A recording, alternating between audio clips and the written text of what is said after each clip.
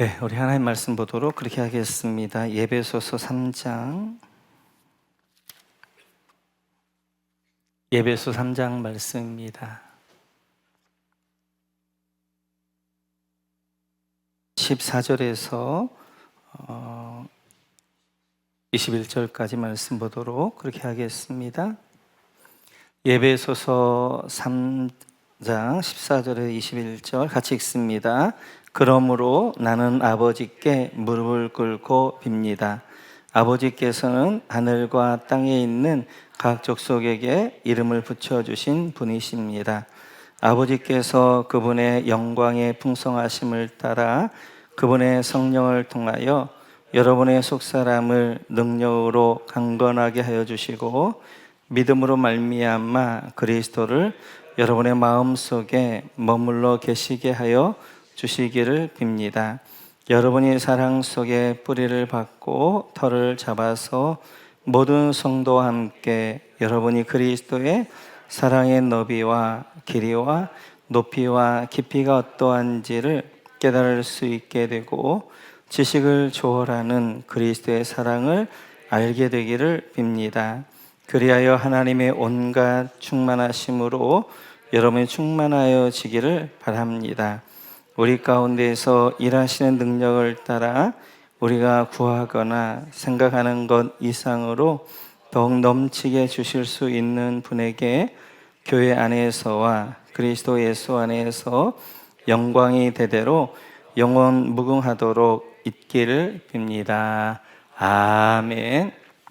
네, 계속해서 오늘 이제 에베소서 3장 말씀을 볼 터인데요. 예배소서는 쭉 6장으로 되어져 있습니다. 1장에 3장까지는 어떻게 보면 믿음에 대하여서 교회 공동체에 대해 설명하고 4장부터는 그러므로 이제 이렇게 믿음에 설명했던 것들을 우리가 어떻게 삶 가운데 살아가야 될 것인가를 설명하게 되어지면서 1장, 2장, 3장의 내용을 정리하면서 바울 사도가 마지막 기도를 드립니다. 그것이 바로 오늘 14절부터 이제 21절까지 바울 사도의 14절부터 19절까지 바울 사도의 기도가 되어져요. 그래서 오늘은 1장, 2장, 3장을 정리하면서 바울 사도가 드린 기도를 같이 한번 보도록 그렇게 하겠습니다. 특별히 예배소 교회는 바울 사도에게 있어서는 참 특별한 교회였지요. 왜냐하면 바울 사도의 선교의 첫 번째 목적지는 예배소였습니다. 바울 사도는 헬라권까지 생각을 안 했던 것 같고 이제 이 아시아권까지 생각을 했던 것 같고 아시아권의 중심 도시를 예배소로 봤던 것 같아요. 그래서 2차 선교 여행 때 이제 갈라디아 지방을 지나서 예배소로 내려오려고 했는데 성령님이 자꾸만 위쪽으로 올라가게 하고 드로아에 가서 이제 마게도냐 환상을 보면서 헬라로 넘어가지 그리스도 넘어가게 되어지는데 그래서 2차 선교여행을 돌아가면서 예배소에 들리게 되어지고 3차 선교여행 때는 이 예배소를 중심으로 선교를 합니다. 그래서 이제 3차 선교여행 때는 예배소만 선교하고 나머지 지역들은 그동안 복음 전했던 것들을 이제 돌아보게 되어지는 거지요. 그렇듯이 예배소는 바울 사도가 굉장히 그 심혈을 기울였던 전도지였을 뿐만 아니라 예배소 교회 자체도 바울 사도가 전도에 세운 교회고 바울 사도가 3년을 머물면서 말씀을 가르친 교회가 없었어요. 가장 많이 했던 게 1년 6개월 고린도 교회였고 예배소 교회는 3년 동안 두란노 서원에서 말씀을 가르친 교회가 바로 예배소 교회입니다. 그래서 예배소 교회는 바울 사도의 특별한 교회였고요. 그래 그 애착을 가지고 지금 로마 감옥에서 이제 옥중서신으로 예배소에 편지를 보내게 되어지는데 오늘 그 내용은 예배소 교회와 교인들을 위한 기도가 되어지기도 하지만 이 말세를 사는 우리에게도 주시는 바울 사도의 기도가 되어져요. 그러니까 지금 바울 사도의 심정으로 우리가 오늘 이 말씀, 이 기도를 함께 들으셔야 됩니다. 그러니까 바울 사도는 아는 거예요. 뭘 아냐면 이제 1차 감옥에 갇히면서 전체적인 분위기를 아는 거지요.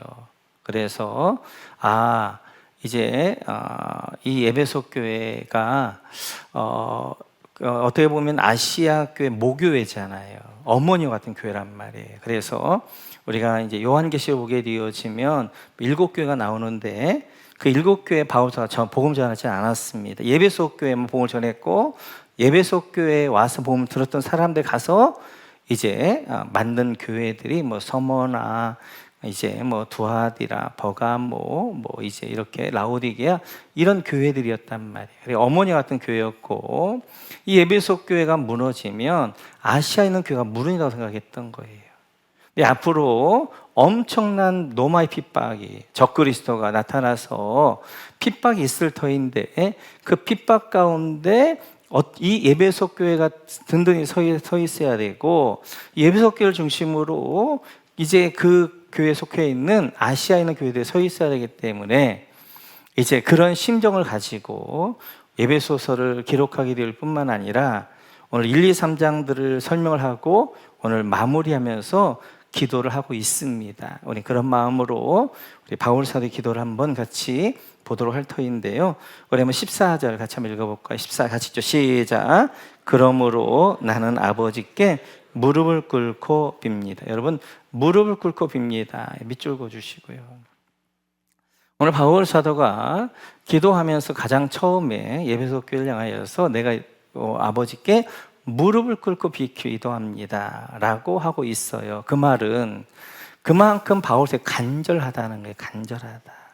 내가 지금 에베소 교회를 향하여서 이 로마 가운데 기도를 하고 있는데, 그 기도의 내용, 이런 기도의 내용들인데 그 기도가 얼마나 간절한가에 대한 설명으로 내가 아버지께 무릎을 꿇고 기도합니다 라는 것들로 설명하게 되어져요. 왜냐하면 앞으로 이제 엄청난 로마를 중심으로 한 그런 기독교의 핍박이 있을 터인데, 그때를 대비해서 지금 에베소서를 쓰고 있거든요. 그래 그들에게 어떻게 무장되어져야 될 것인가 하는 것들을 지금 이제 설명하면서 내가 얼마나 절실하게 간절하게 내가 이제 에베소 교회를 위해 기도하는가 하는 것들을 무릎 꿇고 기도합니다 라는 표현을 통하여서 바울 사도의 심정을 설명하게 되어져요. 그렇게 해서 지금 그 기도의 간절함들을 설명하면서 첫 번째 기도는 이것입니다. 우리 한번 15절 같이 한번 읽어볼까요? 같이 읽죠. 시작. 아버지께서는 하늘과 땅에 있는 각 족속에게 이름을 붙여주신 분이십니다. 아멘.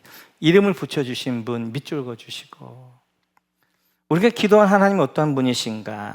그분은 바로 하늘과 땅에 있는 각 족속 모두에게 이름을 붙여주신 분이라는 거예요. 이름을 붙여주신 분.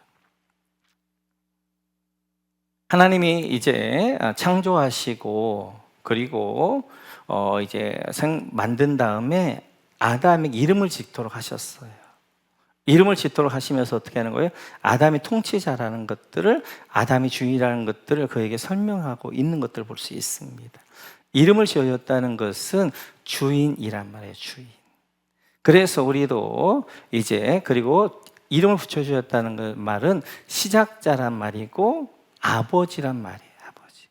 그러니까 우리가 하나님 아버지 할 때 하나님 아버지, 하나님이 남성이기 때문에 아버지라고 하는 것이 아니라 시작자이시니까, 우리를 창조하신 분이시고 우리 주인이시고 우리 이름을 불러주신 분이시고 이름을 지어주신 분이시기 때문에 하나님 아버지 이렇게 우리가 얘기한단 말이에요. 그 하나님 어떤 분이신가? 모든 족속에 이름을 붙여주신 분, 모든 족속의 주인, 모든 족속의 통치자, 모든 족속의 시작자, 모든 족속의 아버지다라고 말씀하게 되어져요. 그래서 가장 첫째 늘 바울 사도가 이제 할 때마다 중요한 걸 여기는 것이 정체성입니다. 나의 정체성, 내가 누구냐 하는 거예요. 그래서 자기의 정체성을 자기가 깨닫게 되어지면 그 정체성 가운데 자기를 지켜갈 수 있게 되어져요. 그러니까 지금 우리가 믿는 하나님이 어떤 분이신가? 그분은 바로 시작자이시고 창조주이시고 모든 것의 주인이시란 말이에요. 그리고 너희는 지금 누구에 속해 있느냐? 그 하나님에게 속해 있다는 거예요. 그래서 너희가 비록 앞으로 로마가 너를 핍박하고 어떤 적그리스도에게 핍박한다 할지라도 너는 땅에 속한 자들이 아니라 하늘에 속한 자들이다. 바로 모든 족속에 이름을 주신 하나님이 너희 아버지시다. 바로 우리가 믿는 분이 그분이시다 라고 설명하게 되어져요. 그래서 우리가 어떠한 일들 가운데 중요한 것이 자기의 정체성, 하나님이 누군가를 알면 그 하나님과의 관계 가운데 정체성이 나오게 되어지잖아요. 그 정체성 가운데 우리가 나를 지켜가게 되어지는 것들을 볼 수 있어요. 그래서 우리가 이제 오늘도 바로 그 하나님은 모든 족속에 이름을 주신 분, 모든 족속의 아버지가 되어서 시작자가 되어주시고, 그리고 그 하나님은 책임져 주시는 분. 그래서 너희는 땅에 속한 자가 아니라 하나님께서 너에게 이름을 지어주신 분이시고 하나님이 널 책임지실 것이고 하나님이 너희 아버지가 되어지신다 라고 그들에게 설명하게 되어져요. 그러면서 두 번째로 16절 같이 한번 읽어볼까요? 시작.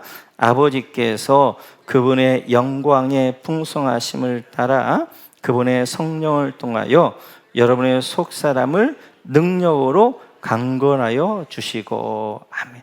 아버지께서 밑줄 그어주시고 속사람을 강건하게 하여 주시고 밑줄 그어주시고. 기도하는 첫 번째는 속사람이 강건하여지기를 위해서 기도합니다. 속사람이. 우리는 겉사람과 속사람이 있게 되어져요. 겉사람은 눈에 보이는 이 이제 몸이고요. 속사람 내 안에 있는 영혼이 되어지는데, 그러면 속사람 겉사람 중에 뭐가 중요해요? 둘 다 중요합니다. 그렇죠? 둘 다 중요해요. 네? 둘 다 중요해요.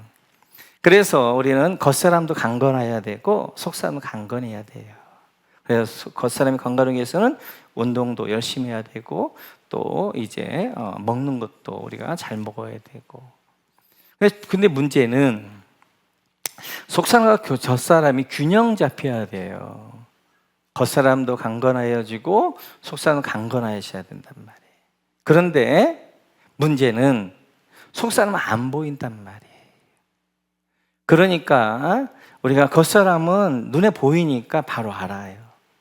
조금 말랐네? 그리고 좀 어디가 좀 이제 아프면 이제 발 표시가 난단 말이에요. 근데 속사람은 안 보이는 거예요. 그러니까 우리 잘 모를 때가 있고 신경을 많이 안 쓴단 말이에요. 근데 겉사람은 머리만 좀 이제 흐트러져도 거울 보면서 머리를 좀 만지게 되어지고, 그리고 자기를 어디에 나갈 때마다 자기를 꾸미게 되어지고, 또 자기 이제 겉사람을 위해서는 어떻게 하는 거예요? 먹는 것들도 삼세끼를 챙기면서 먹단 말이에요. 근데 속사람은 영은 안 보이니까 깨어있지 아니하면 내 속사람을 강건하기 어렵단 말이에요. 그래서 지금 겉사람 중요하지만 오늘 바울사가 첫 번째 기도하는 것이 우리 속사람이 강건하여지기를 기도하는 거예요. 그런데 그 누가 강건하게 해주시느냐? 아버지. 그러니까 우리는 모든 주권이 아버지께 있게 되어지고 그 하나님 우리의 속사람을 강건하게 하십니다. 강건하게 해주시는데 그때 어떻게 강건하게 해주시냐면 첫 번째가 영광의 풍성함 밑줄 그어주시고요. 그분의 영광의 풍성 밑줄 그어주시고 그분의 성령을 통하여 밑줄 그어주시고. 우리 속사람을 강건하게 하시는 두 가지. 하나는 이제 그분의 영광의 풍성함을 따라 우리가 속사람을 강건하게 줄 수 있는 거예요. 속사람. 그것은 우리 속사람이 건강하고 충만하게 하여서는 우리가 그분의 영광의 풍성을 알아야 되는 거예요. 우리가 그분의 영광의 풍성을 알게 되어지면 그 영광의 풍성함이 내 안에 거하게 되어지고, 그리고 내 속사람이 내 영이 하늘과 연결되어져 있기 때문에 내 영이 충만하게 되어지는 거예요. 강건하게 되어지는 거예요. 그래서 예수님께서도 늘 보시면 예루살렘에 올라가기 전에 마지막으로 하신 것이 뭐였냐면 변화산에서 제 아들에게 하늘 영광을 경험하게 하는 거예요. 그래서 이제 새 제자를 이제 변화사 데리고 가시고 변화사 그들에게 변화되어져서 하늘 영광을 경험하게 한단 말이에요. 왜냐하면 이들이 이제 예루살렘 올라가면 예수님이 잡히게 되어지고 십자가에 달리게 되어지고 이제 그 다음에 이 사역을 제자들이 해야 되는데, 그 제자들이 이 사역을 감당하기 위해서는, 이 엄청난 핍박을 견디기 위해서는 하늘 영광을 경험하지 않으면, 하늘 영광을 알지 못하면 넘어진단 말이에요. 우리 영이 강건하기 위해서, 영이 충만하기 위해서는 하늘 영광의 풍성함을 경험해야 되고, 그 풍성함을 바라볼 때 우리가 이제 속 사람이 강건해지게 되어지는 거예요. 그래서 베드로 사도가 베드로서 1장을 보면 이렇게 이야기합니다. 같이 한번 볼까요? 같이 네, 베드로 후서는 맞죠? 네, 같이죠. 시작. 더없이 영광스러운 분께서 그에게 말씀하시기를 이는 내 사랑하는 아들이요 내가 좋아하는 아들이라 하실 때 그는 하나님 아버지께로부터 존귀와 영광을 받았습니다. 우리가 그 거룩한 산에서 그분과 함께 있을 때 우리 이 말소리가 하늘로부터 들려오는 것을 들었습니다. 아멘. 베드로 사도는 3년 동안 예수님과 함께하면서 가장 인상적이었던 것이 변화산이었어요. 그래서 베드로 전후서에서 예수님과 함께했던 일 가운데 유일하게 변화산의 이야기를 하는 거예요. 그리고 베드로 후서는 앞으로 초대교회 가운데 있는 성도들, 흩어져 있는 나그네에 대한 성도들에게 말세, 이제 핍박이 왔을 때인데 그 핍박 가운데 그들이 어떻게 이겨갈 것인가, 그걸 설명하면서 자기의 경험을 이야기한단 말이에요. 자신이 때때로 흔들리고 그리고 핍박 가운데서 넘어지려고 할 때 잘 붙들었던 것이 변화의 경험이었어요. 하늘 영광이었어요. 하늘 영광을 경험하고 나니까 땅의 영광이 이제 별것 아니게 되어지는 거예요. 땅의 핍박을 이길 수 있는 힘도 그가 변화산의 하늘 영광을 경험한 다음에 그가 이겨갈 수 있었던 것처럼, 베드로서의 핍박받는 흩어져 있는 나그네에 대한 성도들에게 앞으로 너희들에게 핍박이 올 때 그 핍박 가운데 이겨갈 수 있는 것은 하늘 영광이다. 그리고 하나님의 영광의 풍성함을 경험해야 돼. 그걸 바라봐야 된다라고 이야기하게 되어져요. 바울 사도는 마찬가지입니다. 우리 사도행전을 한번 볼까요? 사도행전 같이 좀 시작. 그런데 유대 사람들이 안디옥과 이고니온에서 거기로 몰려와서 군중을 설득하고 바울을 돌로 쳤다. 그들은 바울이 죽은 줄 알고 그를 성 밖으로 끌어냈다. 그러나 제자들이 바울을 둘러섰을 때 그는 일어나서 성 안으로 들어갔다. 이튿날 그는 바나바와 함께 더베로 떠났다. 1차 선교 여행 때지요. 루스라에 있었던 일입니다. 루스라에 있을 때 바울 사도에 큰일이 있어. 그게 뭐였냐면 돌로 맞아 죽게 되어져요. 죽었다고 해서 성 밖에 버립니다. 그런데 그가 성 밖에 버렸다가 다시 살아나게 되어져요. 그래서 제가 이번에 이제 안식월 때 튀르키를 갔을 때, 저번에 못 갔었는데 이번에 꼭 가고 싶었던 곳이 루스트라였어요. 루스트라. 오늘 이 바울사가 있었던 루스트라. 그런데 루스트라를 찾아가는데 거기에 보여주시겠어요? 지명인데요, 킬리스트라는 지명이 있습니다. 여기가 아마 루스트라 아니었을까 추정을 하게 돼요. 왜냐하면 킬리세라는 말이 교회란 말이에요. 터키어로. 루스트라, 킬리스트라란 말은 루스트라 교회란 말이에요. 그래서 아마 루스트라 교회에 있었던 곳의 지명이 지금까지 남아서 그것이 킬리스트라라는 지명을 남았을 것이다 라고 하게 되어져서 아마 여기가 루스트라였을 것이다 라고 하게 되어지고, 그 다음 보여주시겠어요?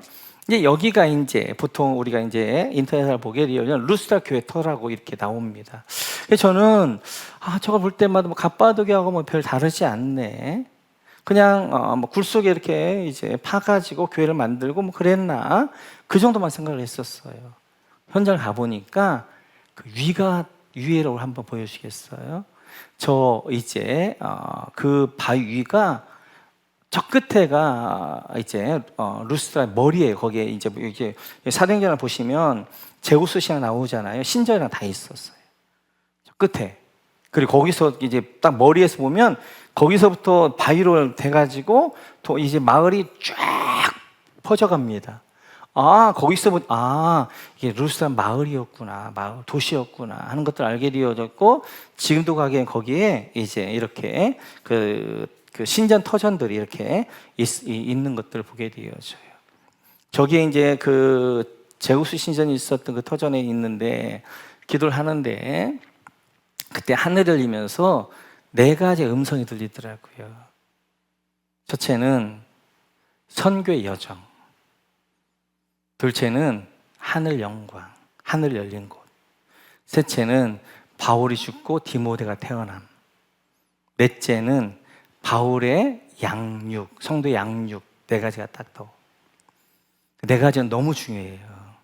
제가 이번 안식 올 때 가장 저에게 하나님 음성이 세밀하게 들렸던 것이 루스라였어요. 언젠가 제가 한번 설교를 할 거예요. 이 4가지 너무너무 중요하고, 아마 이번 안식을 거치면서 1년 동안 붙잡아야 되는 그러한 이제 말씀을 주신 것 같아요. 그때 하늘이 열리면서 하나님의 음성으로 저에게 감동을 주신 말씀 4가지였었어요. 선교의 여정, 그리고 이제 하늘 영광. 그러니까 바울 사도 거기서 루스트라에서 죽게 되어졌고, 그 다음 그걸 봐야 되겠구나. 고린도후서 보여주시겠어요? 고린도후서. 네. 고린도후서 같이 죠. 시작.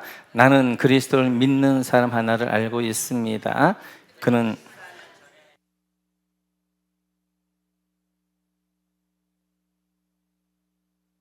게 있었는지 나는 알지 못하지만 하나님께서는 아십니다.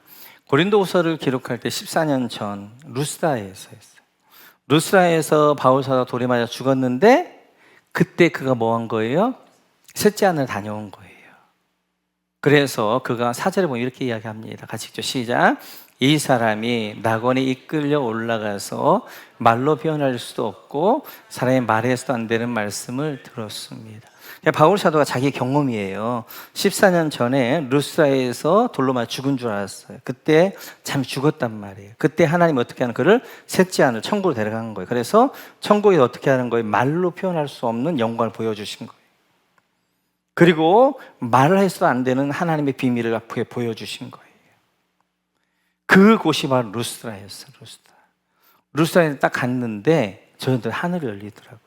하나님 음성이 들리면서 4가지를 주셨고, 이 4가지가 이제 우리가 앞으로 1년 동안 가지고 가야 되는 영적 파도의 중요한 테마가 되어져요. 그래서 이제 루스라 기도하고 갔었는데 굉장히 좋은 그런 거였어요. 마찬가지 바울 사도도 1차 성경 때 하나님께서 그에게 뭘 경험하냐면 하늘 영광을 경험하게 하십니다. 왜냐하면 그 고린도후서에 보게 되어지면 선교하면서 엄청난 핍박들을 받아요. 그는 그 당시에 최고의 지성인이었고 로마 시민권자였고 최고 특권층이었단 말이에요. 그럼에도 불구하고 모든 걸 배설물로 여길 수 있었던 것은 하늘 영광과 이 땅의 영광을 비교하니까 아무것도 아닌 거예요. 그래서 그는 끝까지 어떻게 하는 거예요? 1차 감옥에서 잡혔다 풀려나도 또 전도하다 또 2차 잡히게 되어졌고, 그리고 결국 순교하는 제물로 드릴 수 있었던 것은, 이 땅의 모든 걸 배설물로 여길 수 있었던 것, 그가 하늘 영광을 봤기 때문에.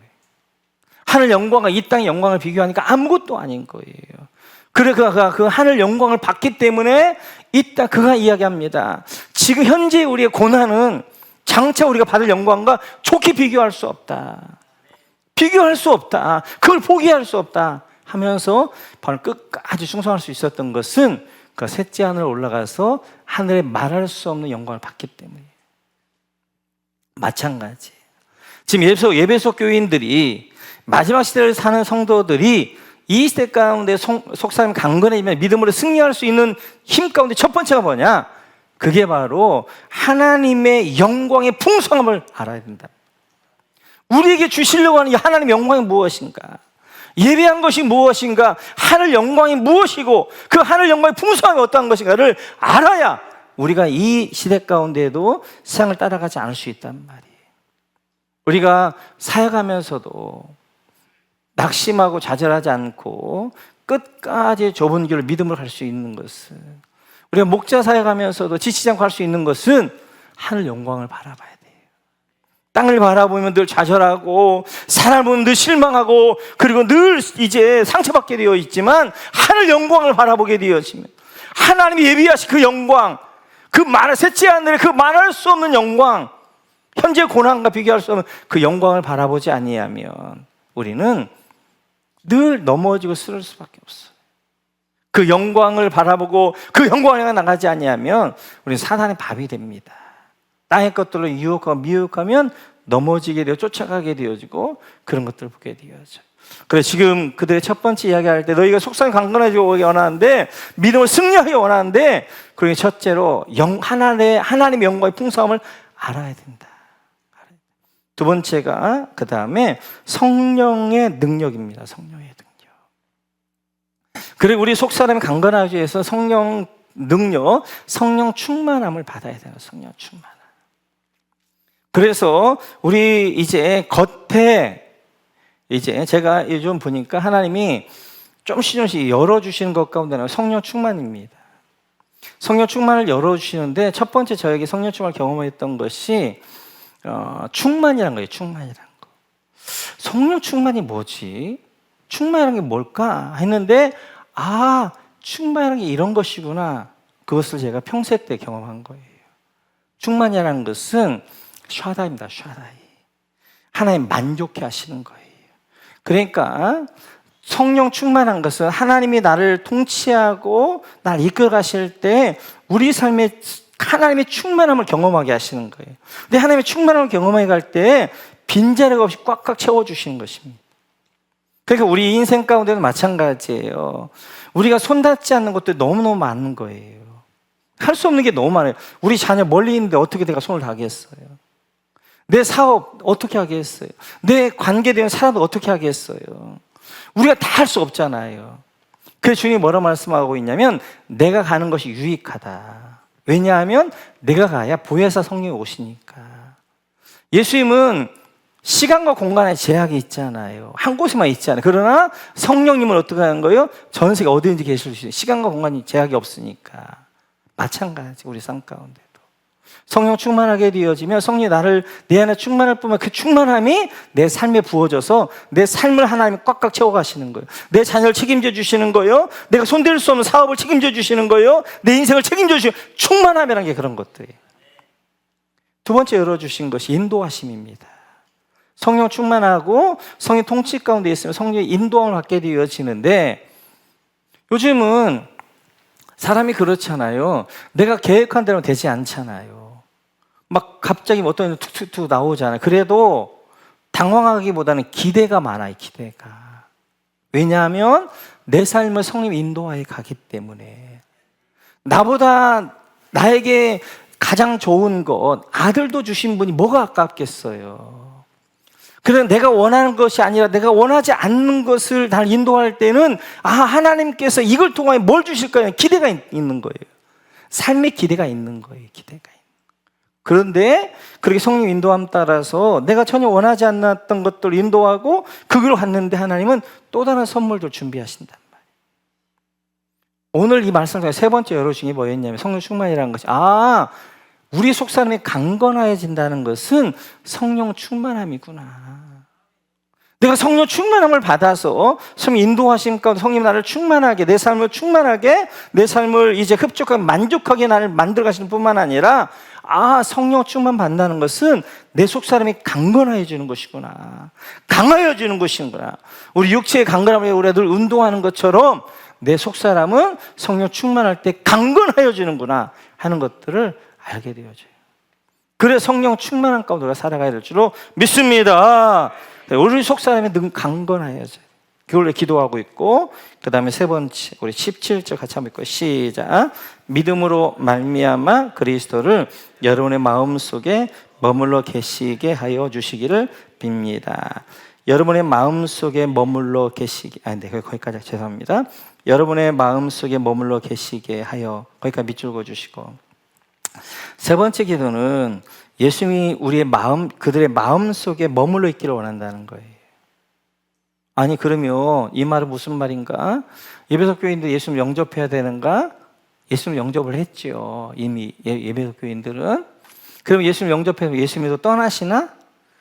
떠나시 못하게 내가 붙잡아야 되나? 그게 아니라 예수님이 내 마음에 들어오시지만, 성령이 내 안에 계시지만 한 구석에 있게 하면 안 된다는 말이에요. 내 마음 중심에 날 통치하게 하는, 그것이 이제 성령 충만인데요. 그 부분을 그냥 넘어가겠습니다. 그 밑에 17절 다시 한번 그 밑에 읽어보면, 여러분은 시작. 여러분이 사랑 속에서 뿌리를 받고 털을 잡아서 18절. 모든 성도와 함께 여러분이 그리스도의 사랑의 너비와 길이와 높이와 깊이가 어떠한지를 깨달을 수 있게 되고, 여러분 이제 그래서 사랑 속에 뿌리를 받고 밑줄 그어주시고, 털을 잡아서 밑줄 그어주시고, 그리스도의 사랑 밑줄 그어주시고, 깨달을 수 있게 되고 밑줄 그어주시고. 네 번째 기도가 뭐냐면, 여러분들이 그리스도의 사랑을 깨닫기 원합니다 라는 거예요. 그 그리스도의 사랑을 깨닫기 위해서는 어떻게 하냐? 첫째는 사랑 속에 뿌리를 박아야 되는 거예요. 그리스도의 사랑을 알기 위해서 첫째는 사랑 속에 뿌리를 박아야 되는데, 그리고 사랑 속에서 털을 잡아가야 됩니다. 뭐냐면 마치도 이런 것과 같아요. 어린아이와 같아요. 어린아이가 응애하고 태어나게 되어지면 그 아이가 이 땅 가운데 잘 뿌리를 내리고 잘 이렇게 심겨지고 그걸 자라야 된단 말이에요. 그러기 위해서 뭐가 필요한 거예요? 가정이 필요한 것이고, 가족이 필요한 거죠. 가족이 어떻게 하는 거예요? 아이가 자기가 자기 일을 할 동안 그 아이를 돌보고 책임지고 이끌어준단 말이에요. 마찬가지예요.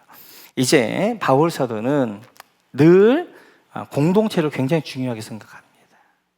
그래서 너희가 이제 그리스도 사랑 속에 뿌리를 받고, 그러니까 그리스도의 사랑을 가진 사람들 안에서 이제 그리스도의 뿌리를 박는, 그러니까 우리가 그리스도의 뿌리를 박는 것은, 그리스도의 뿌리를 박는 거냐, 사실은 이제 그리스도를 믿는 사람들 안에 거하면서 그 사랑 안에서 우리가 어떻게 하는 거예요?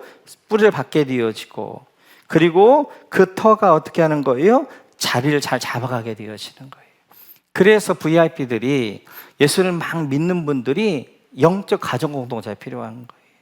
왜냐하면 그 영적 가정 공동체 동안에 그 사랑을 받으면서 그들이 뿌리를 내리게 되어지는 거예요. 그 사랑을 받는 그들이 터가 잡히는 거예요. 든든하게 서가게 되어지는 거예요. 그래서 이제 막 예수를 믿으면 그냥 혼자 막 전도가 이런 게 아니라, 예수를 믿으면 그들이 잘 영적 뿌리를 내려야 되고 영적 터를 잡아가야 되는데, 그러기 위해서 사랑 안에서 그들이 그런 일들을 해야 되고, 그 사랑 안에 해야 되는 일들이 바로 목장이죠. 목장이나 사랑 안에, 목장 안에서 어떻게 하는 거예요? 그 어린 영혼들이 사랑을 받고, 그리고 섬김을 받고, 그러면서 뿌리를 내리고 털을 잡아가며 든든하게 믿음으로 세워져 가는 거예요. 그러면서 중요한 것이 18절이에요. 여러분, 모든 성도와 함께 밑줄 그어주시고, 함께 동그라미 쳐주시고, 그리고 그리스도의 사랑의 너비와 길이와 높이와 깊이가 어떠한지를 깨달을 수 있게 되기를. 우리가 그리스도의 사랑을 깨달아야 되는데, 어디서 깨닫냐면 모든 성도와 함께 깨닫는 거예요. 그래서 그 모든 성도 함께 뭘 하는 거예요? 사랑의 넓이가 넓어지는 것이고, 길이가 길어지는 것이고, 높이가 높아지는 것이고, 깊이가 깊어지는 거예요. 깊어지는 거. 바울 사도는 오늘 예배소에서도 교회를 설명할 때 공동체를 이야기합니다. 2장으로 한번 넘어가 보시겠어요? 교회 이제 마무리하면서 이렇게 이야기하죠. 2장 20절부터 22절 하시죠. 시작. 여러분은 사도들과 예언자들 놓은 기초 위에 세워진 건물이며 그리스도 예수가 그 모퉁이 돌이 되십니다. 그리스도 안에서 전체가 서로 연결되어서 주님 안에서 자라서 성전이 됩니다. 그리스도 안에서 여러분도 함께 세워져서 하나님이 성령으로 거하실 처소가 됩니다. 이제 우리가 성령의 처소란 말, 성전이란 말이에요. 그런데 어떻게 여러분과 함께 세워가는. 그러니까 성전은 나 혼자 성전이 되는 게 아니란 말이에요. 공동체에서 함께 성전을 이루어가는 거란 말이에요. 함께 이루어가는 그 성전. 하나님의 사랑도 마찬가지. 여러분, 하나님의 사랑을 우리가 어떻게 그 사랑의 넓이와 깊이와 높이와 그리고 길이를 우리가 더 넓혀갈 수 있게 되어지는 거예요. 그것은 공동체 안에서란 말이에요. 공동체 함께 자라가게 되어지는 것이고 함께 하나님의 사랑을 경험해 가게 되어지는 거예요. 그래서 바울 사도는 공동체를 굉장히 중요하게 여겨서 이제 이 마지막 때에 너희가 여러 가지 고난이 있게 되어지고 환난이 있을 때 이때 함께 그리스도 안에서 어떻게 하는 거예요? 그 일들을 이겨가게 되어지는 거예요. 제가 당분간은 좀 이렇게 안식월 이야기를 좀 해야 돼요. 제가 갑바도기아 가가지고 10년 전에 제가 터키 갔을 때는 갑바도기아에 1,500교회가 있어요. 있다고 그래요. 근데 1,500교회가 하나도 안 보이는 거예요. 아니 뭐 이런 뭐 돌 여기 뭐 1,500교회가 있어. 물론 이제 교회 터전이라고 그래가지고 막 안내 성경에 안내도 하더라고. 그래서 여기가 교회였습니다. 여기가 뭐 자는 곳이었습니다. 그래서 이제 바위바위마다 교회들이 있어요. 그래서 뭐 저런 게 교회야 그랬거든요. 그땐 교회가 안 보였어요. 이번에 가니까 1,500교회 중에 300교회가 지금 남아있고 개방된 교회가 30교회가 있는데 가보니까 진짜 교회가 보이는 거예요. 어떤 교회였냐면 가정교회였어요. 한 바위 하나가 가정교회 그 안에 성전이 있는데 성전이라고 있는데 한 20-30명이 모일 수 있는 곳이에요. 그 성전 옆에는 뭐가 있냐면 식탁이 있어요. 식탁도 있지요. 딱 이렇게 다이닝 테이블로 해가지고 딱 이렇게 테이블 있고 옆에 의자가 짝이 돌로 만들었어요. 깎았어요. 그러니까 그 바위를 깎을 때 그 바위를 성전으로 깎기도 하고 어디는 그렇게 식당으로 깎기도 하고 어떤 방으로 깎기도 하고 어디는 학교로 깎기도 하고 그래서 바위 하나하나가 교회예요. 가서 가정교회를 보니까 보이는 거예요. 아, 여기서 20-30명이 함께 생활했구나. 그리고 그들이 함께 예배했고 함께 가르쳤고 함께 20-30명이 먹을 수 있는 식탁이에요. 그들이 함께 먹고 그렇게 함께 생활했구나.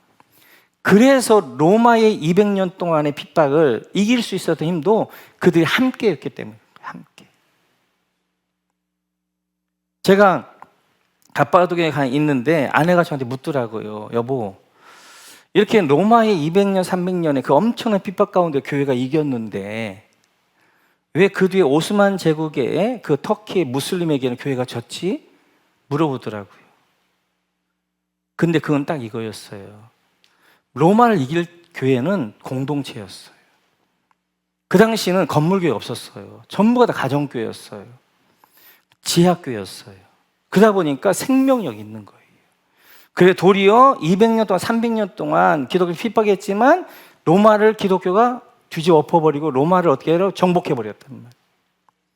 콘스탄 대제 이후에 가정교회를 다 불법화시키면서 건물화시켰어요. 그리고 비잔틴 시대가 되어 화려하게 건물들이 있었어요. 엄청난 건물. 지금도 유럽에 가보게 되어지고 그리고 터키 곳곳에 가보면 비잔틴 시대 때 동로마 시대 때 만들었던 엄청난 건물들이 있단 말이에요. 버가모 가게 되어지면 그 교회가 엄청난 교회가 있어요. 지금도 저렇게 교회를 못 지을 정도 그 교회들이 있단 말이에요. 비잔틴 시대에. 그런데도 불구하고 오스만 제국에게 정복당하면서 왜 비잔틴 교회, 동로마 교회들 다 망했느냐? 건물교회에서 생명력이 사라진 거예요. 공동체성이 사라진 거예요. 그래서 지금 한국교회를 무너뜨리는 힘은 뭐냐면 공동체성을 무너뜨리는 거예요. 신자의 개인주의화 시키는 거예요. 나만 잘못되면 돼. 나만 잘못되면 되는 게 아니에요. 함께해요, 함께. 오늘 그리스도와 이제 모든 성도 함께 그리스도의 사랑의 너비와 길이와 높이와 깊이를 깨닫고 그 사랑 안에 거하라 라고 이야기하는 거예요. 함께. 그 이 마지막 때를 이길 수 있는 것도 뭐냐면 이런 함께 공동체가 살아야 된단 말이에요. 그래야 이 마지막 때에 초대교회 때보다 더 마지막 때 엄청난 핍박인데 그 핍박을 이길 수 있는 힘은 함께란 말이에요. 그리스도 함께. 그래서 계속해서 바울사도 어떻게 하는 에베소 교회에게 그리스도 함께 성도와 함께 지어져가는 성전 함께 사랑을 알아가라 라고 이야기하게 되어져요. 그럴 때 19절 같이 있죠. 시작. 지식을 초월한 그리스도의 사랑을 알게 되기를 빕니다. 지식을 초월한 그리스도의 사랑 밑줄 그어주시고 설명해야 되는데 시간 없어서 설명 못하겠어요. 우리의 하나님의 사랑은 우리의 지식을 초월하는 거란 말이에요. 우리의 생각을 초월하는 거예요. 어떻게 하나님 인간이 되는 거예요? 어떻게 신이 자기를 배반한 사람을 위해 십자가에 죽는 거예요? 십자가 사랑을 어떻게 이해할 수 있는 거예요? 하나님의 사랑은 우리 인간의 한계를 초월한, 지식을 초월한, 우리의 이해를 초월한 사랑이란 말이에요. 다음에 설명하겠습니다. 그래 결국 어떻게 하냐면 그 밑에 보게 되어지면, 자, 그리하여, 시작. 그리하여 하나님의 온갖 충만하심으로 여러분이 충만해지기를 바랍니다. 여러분 온갖 충만하심으로 밑줄 그어주시고, 여러분이 충만하시길 바랍니다. 밑줄 그어주시고. 네, 그렇게 하나님의 사랑 안에 거할 때, 하나님의 충만하심에 거할 때 우리 안에도 그 충만이 임하게 되어지는 거예요.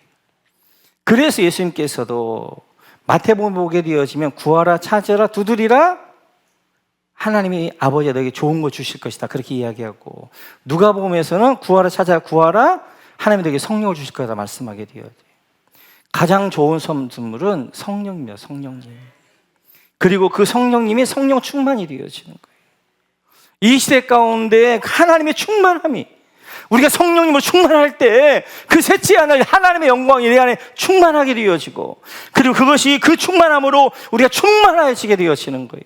그럴 때 그 충만함들이 어떻게 하면 세상의 죄가 못 들어오게 막게 되어지는 것이고, 우리를 강건하게 하고 승리하게 하게 되어지는 거예요. 그 마지막 결론으로 뭐라고 이야기하면 바울사도는 하나님의 충만함으로 너희가 충만하게 원한다, 성령으로 충만한 성령 너희가 충만하게 원한다라고 이야기하게 되어져요.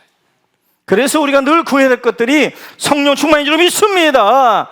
성령 충만할 때 성령으로 충만할 때 하늘 영광으로 충만하게 되어져요. 충만한 가운데 우리가 거하게 되어지는 거예요. 그러면서 20절에 이렇게 덧붙이면 같이 있죠. 시작. 우리 가운데에서 일하신 능력을 따라 우리 구하거나 생각하는 것 이상으로 더욱 넘치게 주실 수 있는 분에게. 아멘. 여러분 밑줄 그으시고, 우리가 구하거나 생각하는 것 이상으로 밑줄 그어주시고, 더욱 넘치게 주실 수 있는 분 밑줄 그어주시고, 넘치게 동그라미 쳐주시고. 우리 하나님 어떤 분이냐? 우리가 구하는 것보다 넘치게 주시는 분이 있어요. 우리가 생각하는 것보다 넘치게 주시는 분이죠. 할렐루야. 그분은 우리가 구하는 것, 생각하는 것 넘치게 주시는 분이란 말이에요. 내가 하나 구하면 하나만 딱 주시는 분이에요. 하나 또한 플러스 알파를 주시는데요, 플러스 알파가 훨씬 커요. 그분이란 말이에요. 그분에게 지금 이렇게 기도해라 라고 이야기하게 되어져요. 그분에게, 그래서 오늘 바울사도는 내가 무릎 꿇기 기도 간절히 기도한다 그러면서 이 15절에 보게 되어지면 그분은 어떤 분이냐? 이름을 주신 분이고, 그리고 우리 그러기 위해서는 너희들이 속사람이 강건해지기 원한다. 그리고 너희가 이제 그 사랑 안에, 그 사랑을 알기를 원하고 그 사랑에 거하기 원한다. 그 하나님의 충만한 가운데 있기를 원한다 라고 기도하게 되었어요. 오늘 이 기도가 예배소뿐만 아니라 우리에게도 이루어지는 축복의 기를 주의로 축원합니다. 집에가 이번 주간에 남은 주일 동안에 하루에 한 번씩 읽어보셔요. 바울사도의 기도를 한번 읽고, 하나님 내가 그렇게 되길 원합니다. 아멘. 하나님 내가 그렇게 되길 원합니다. 한번 설교를 이제 한번 이 본문 14절부터 19절까지 한번 기도하고, 아멘. 한번 쭉 읽고, 아멘. 하나님 내가 그 하나님의 영광의 풍성을 알고, 그리고 성령의 능력 가운데 안에 강건해지기 원합니다. 하나님 이제 사랑 속에 뿌리를 받고 털을 잡아서 모두 성도와 함께 그리스도의 사랑의 너비와 깊이와 높이와 길이를 깨달아 알게 하여 주시고, 그 지식에 초월한 사랑이 내 안에 임하게 하셔서 하나님의 충만함으로 내가 충만하게 원합니다 라고 기도하여서 우리 가운데 충만해지는 그런 한 주간 되시기를 주님의 이름으로 축원합니다.